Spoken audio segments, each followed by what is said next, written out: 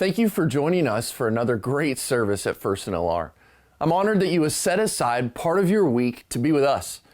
If you enjoy watching the service, you'll love it even more in person. We would love for you to come and spend a weekend in a service with us and introduce yourself in the guest center. You can learn more about service times and other ways to connect at firstandlr.com. I'm praying that today's message speaks to you, and I'm believing for God to do marvelous things in your life. Thanks for watching. Well, did you get what you wanted for Christmas this year? You know, maybe some of you dropped hints for weeks or months, letting people know and hoping that someone would get you that something special just for you. But in case they didn't, I have something that you may want today. Some of you are gamers in the room, and if you're not a gamer, maybe you have a kid or a grandkid that you would love to give a late Christmas present for and be the hero. So anybody want the PlayStation 5? Be good? All right, cool. Yeah, all right. Yeah, okay, calm down. Let's just say I gave this away this morning, and you were all excited and you got home ready to play your favorite games, or you were about to give it to someone and they were excited and you were excited and you handed over the gift. But when they opened it up, there was no PlayStation 5. Instead, it was just a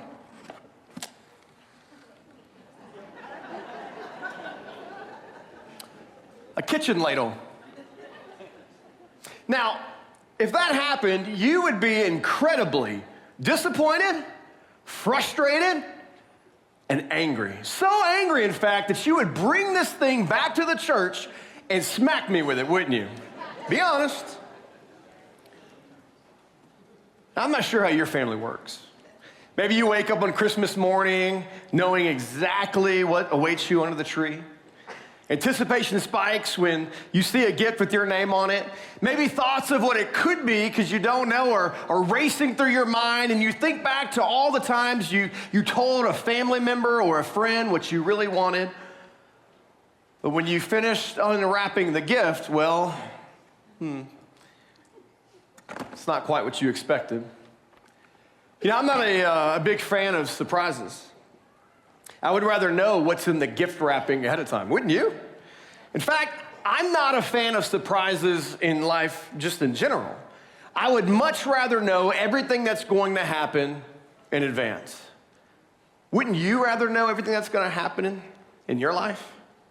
You can invest in the right stocks and make billions. You wouldn't waste your time with loser boyfriends because you would know who Mr. Right is. You'd always have perfect timing for gas prices, never filling up the day before prices drop 20 cents. You wouldn't stress about applying for so many jobs because you would already know who's going to hire you. You'd know when your toddler is about to have a meltdown and suddenly need to run an errand while leaving the toddler with your spouse.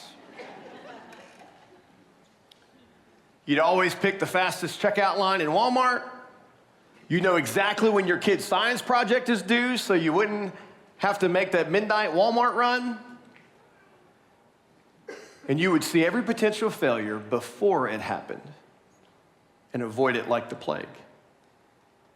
You'd always be prepared. Nothing would catch you off guard. The problem is, life doesn't work that way, does it? Instead, it's filled with unexpected twists and turns, heartache and disappointment. Now, things may seem to go well for a while, right? You're advancing at work, your family is healthy, your kids are perfect little angels that never argue, disagree, or fight about absolutely everything while they're on Christmas break. Sorry. It's time to go back to school.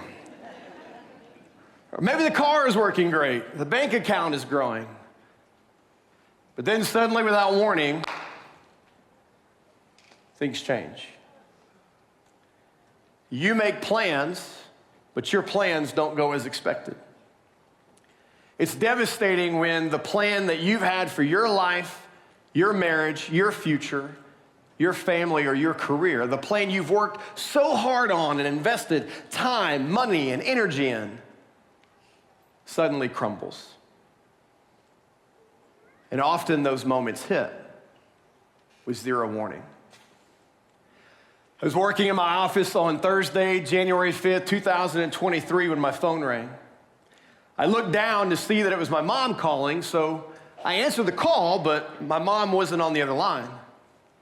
The voice introduced itself as a police detective. And I remember thinking, is this some kind of like late Christmas joke? I mean, what is going on? I had just spent the week with my parents, the week before during Christmas time. In fact, I had just talked to my parents earlier that day, so why in the world is a police detective calling me? I quickly realized that it wasn't a joke. The detective informed me that there had been a car accident and that he was with my mom at the hospital and my dad had been killed. And I remember feeling numb. Like my mind was racing super fast, but at the same time, completely blank.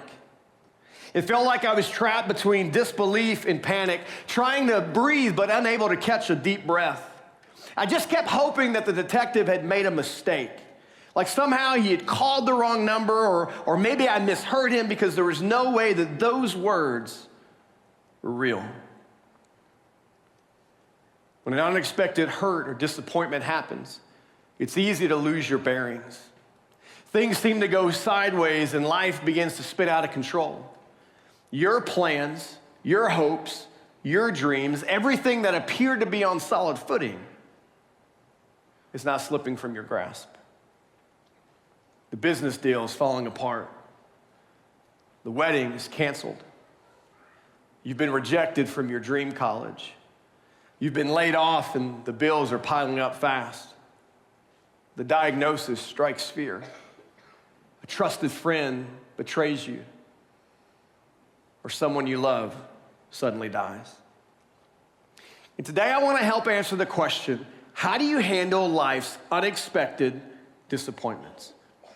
Well, first, you have to expect it. Now, I'm not saying that you should live life in fear, waiting for something tragic to happen. That would be horrible. But understand, we live in a broken, sick world where bad things happen. Jesus said, I have told you these things so that in me you may have peace. That in this world you will have what? Trouble. People will get sick, jobs will get laid off, and loved ones will die. Now, I know that's not very comforting, but what you expect won't surprise you. But let me caution you, because some foolishly believe that bad things happening are a result of sin in your life. And while there are consequences for sin, unexpected disappointments aren't always a result of sin. Sometimes they're just a result of living in a broken world. Disappointment and hurt are part of the journey, not proof that God has abandoned you or is angry at you. After I got off the phone with the detective, I went downstairs and I told Pastor Rod. He listened, we cried together, and then he and some of our team prayed over me, and I left and headed home. A million thoughts raced through my mind as I drove down the interstate. I remember just staring ahead, barely aware of the cars that were around me, just trying to keep myself together long enough to get home. My chest felt tight like the air had thickened. And every time, every few moments, it felt like what I had just heard came crashing back on top of me. One moment I was replaying memories and conversations I had with my dad. And the next I was panicking, trying to figure out how I was going to find the words to tell Chelsea, Elliot, and Sarah. I remember gripping the steering wheel so tight, fighting back tears, asking God questions that I didn't know how to finish. When you're blindsided and you feel the crushing weight of anxiety and fear, the tendency is to think the worst, to take the wheel and do everything that you can do to feel like you're in control. It's easy to panic and make irrational decisions that you would never usually make. When you're faced with an unexpected hurt or disappointment, be steady and keep perspective. David, in the middle of some horrible circumstances, wrote these words of encouragement: be still and know that I am God. Listen, God hasn't forgotten you. Your situation may have surprised you, but it didn't surprise God. Be steady and keep perspective. This may be tough. It may be difficult. Things may feel like they're wrecked right now, but what feels like the end today is just another chapter. Your story isn't finished yet. God sees the whole picture. He knows the whole story. Paul, who experienced incredible suffering, wrote, I consider that our present sufferings are not worth comparing with our glory that will be revealed in us. Before I went home, I stopped by Pastor Shelby and Lee's house. They're close family friends who've known my parents for many years. After I shared what happened, Pastor Shelby asked me when I was leaving to go see Mom. I told him I needed to run home first, and he said, okay, I'm driving you. Now, for context, my parents didn't live in Little Rock. They didn't even live in Arkansas. They lived 4.5 hours away. But Pastor Shelby paused his life in a moment's notice so I wouldn't have to go by myself. He went with me to the hospital to see Mom, and he went with me to clean out my parents' vehicle that had been destroyed. Pastor Shelby was there every step of the way. When you're facing an unexpected hurt, you've got to stay connected to the right people.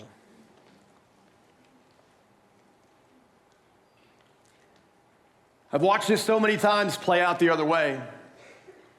Someone faced a difficult time, and instead of connecting to good, healthy followers of Jesus, they connected to toxic people who didn't share their values. I've watched students and adults connect with the wrong people, make terrible choices, and before long, they stop coming to church and even walk away from their relationship with God altogether. When life hits hard, you need to be connected and stay connected to people who remind you of truth, not just echo your pain. Listen, you've got a much better chance of making it through the challenges of life if you're connected to the right people before the crisis hits. And this isn't just my opinion, it's biblical. Ecclesiastes chapter 4 says, two are better than one. If either of them falls down, one can help the other up. We need each other. We weren't designed or created to live life alone. That's why one of our core values is everything is better in teams. Life is better when we're together. That's why we encourage you to faithfully and frequently attend service and to find a connections class. We want you to build a team of people around you that can help you through the tough circumstances in life. If you're not already connected, I encourage you, stop by the guest center after service and our team will help you find the right place to connect. But I get it. It's easy to isolate when the world seems to be crumbling around you. When you isolate, you miss one of the key lessons that I learned, though, that God will use you when you face disappointment. My parents were members of a church in Jackson, Mississippi. They were well connected and served on several ministry teams and had a strong relationship with their pastor and his wife. At the time of the accident, their pastor was going through cancer treatments in MD Anderson. So as much as they wanted to help, they couldn't. In the middle of the chaos, I was acting as both pastor and son.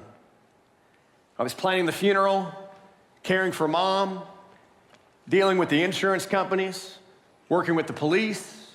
I was meeting with and praying for my parents, close friends who were trying to deal with the whole situation as well. I was trying to comfort and minister to them as well, all while being wrecked on the inside. I didn't have time to isolate and hide because the Lord was using me to minister to a church family who was also hurting. I often found myself leaning on Paul's words in Philippians chapter 4. Do not be anxious about anything, but in every situation, in prayer, by prayer and petition, with thanksgiving, present your requests to God. And the peace of God, which transcends all understanding, will guard your hearts and your minds in Christ Jesus. When you face disappointment and hurt, people are watching to see how you respond. They want to know, do you only love Jesus when things are going like they're supposed to go? Do you only love Jesus when things are going right and there's no surprises? See, often our most significant opportunity to share Jesus with others is when we face hurdles in our own lives. The way you deal with challenges, hurt, and disappointment is a significant part of your faith.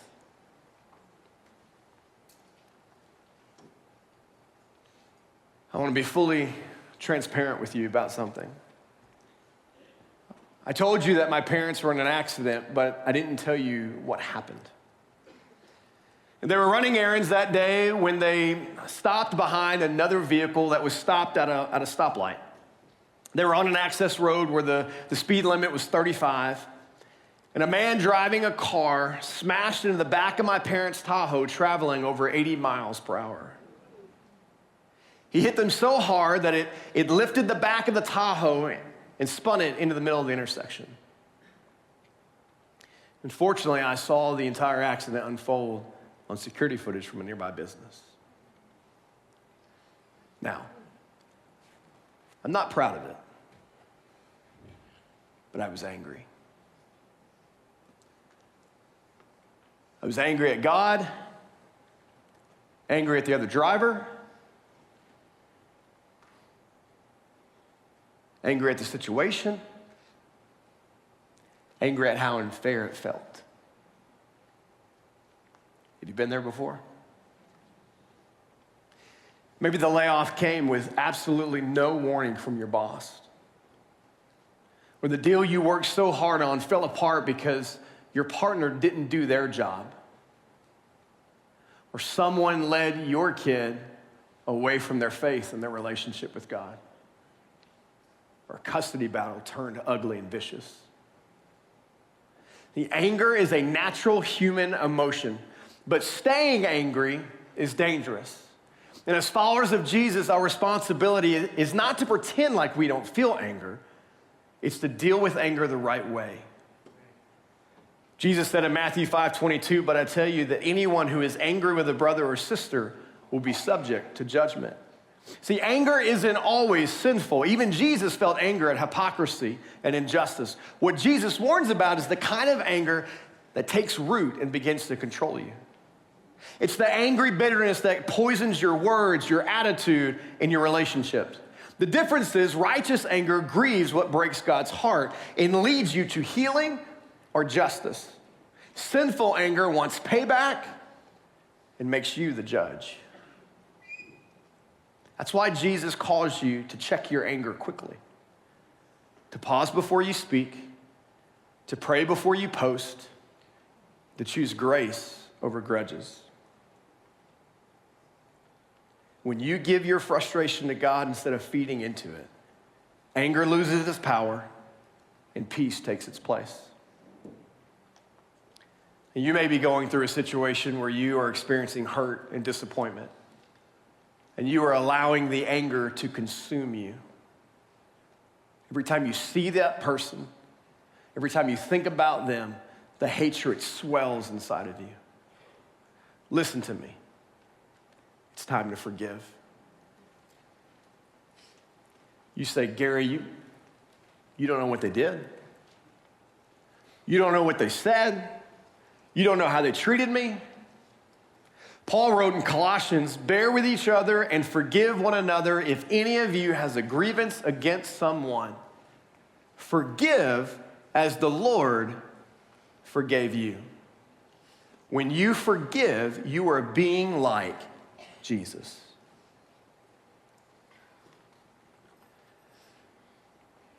Sometimes this isn't easy though, is it? Now, I understand. Listen, I was there. I was dealing with so many things all at once, and I hadn't dealt with my own emotion and hurt. And one night I was really struggling. It was late. I decided to take a walk around my parents' neighborhood. I was still dealing with the anger towards the guy who smashed into the back of my parents.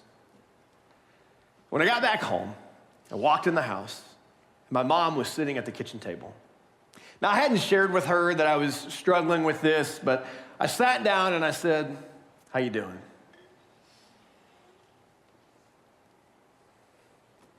She said, "I was lying down and I was praying for the man who hit us, praying for him and his family. I don't know what happened or why, but I'm not going to hold a grudge. I forgive him."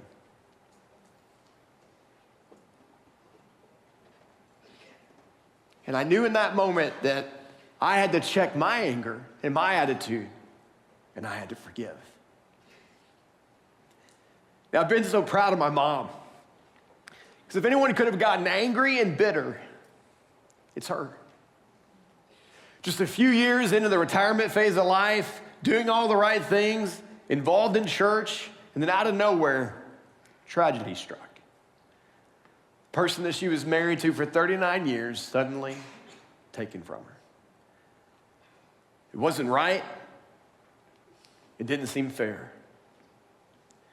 But in spite of that, and I know that I'm a bit biased, my mom is joy-filled, loves people, loves to serve in ministry, and she's a worshiper. As painful as this has been for her, she chooses to look for the positives. It's easy to be positive when things are going great. What sets you apart as a follower of Jesus is looking for the positives when life doesn't go the way you expect it to.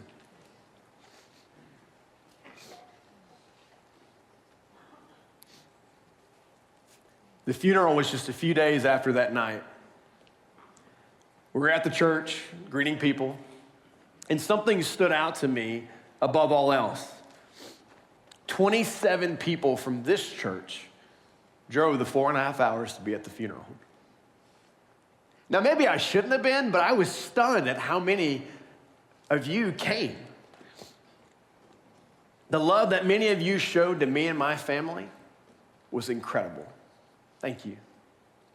Being part of a healthy church family is critical when you face times of hurt and disappointment. I don't understand how or why people choose to face life's difficulties alone. Even my brother, who wasn't a follower of Jesus, was amazed when I told him how many people from the church in North Little Rock, this church, were there. Your love and care made an impact on him. And Jason, my brother, him and I were never really close. He's about 10 years older than me. We didn't grow up together, and he lives in Ohio. But our dad's death opened the door to a deeper relationship with my brother. At the time, Jason and his wife were not attending church, but since the accident, they've been attending church together as a family. His daughter Maggie spends time with us now every summer and goes to the Deepening, our summer camp for students. Would God actually use the death of our dad to open the door for my brother to know him? You better believe he would. See, despite your circumstances, God is still working. He's still on the throne. He's still in control. When you've been hurt or disappointed, when you've been caught off guard, remember to look for the positives. There's always something to learn and be thankful for. Paul said it this way: give thanks in all circumstances, for this is God's will for you in Christ Jesus. Now, very important, it doesn't say give thanks for all circumstances, but in all circumstances. I'm not thankful my dad was killed in a car accident, but I'm thankful for what he's doing through it. In one of the most difficult times of my life, even amid significant loss, I realized that the Lord was working. When you face times of unexpected hurt, disappointment, choose to trust God. I know this isn't always easy, but trust that God will continue to guide you and protect you when the storms of life hit. Trust Him when you can't see what's next. Trust Him when there's a bad report. Trust Him when you're hurt and confused. Trust Him when things aren't going your way. Trust Him when things are falling apart. You may not know what to do, where to go, or what's next, but trust Him anyway. Proverbs 3, 5, and 6 says, trust in the Lord with all of your heart and lean not on your own understanding. Acknowledge Him in all your ways, and He will make your path straight.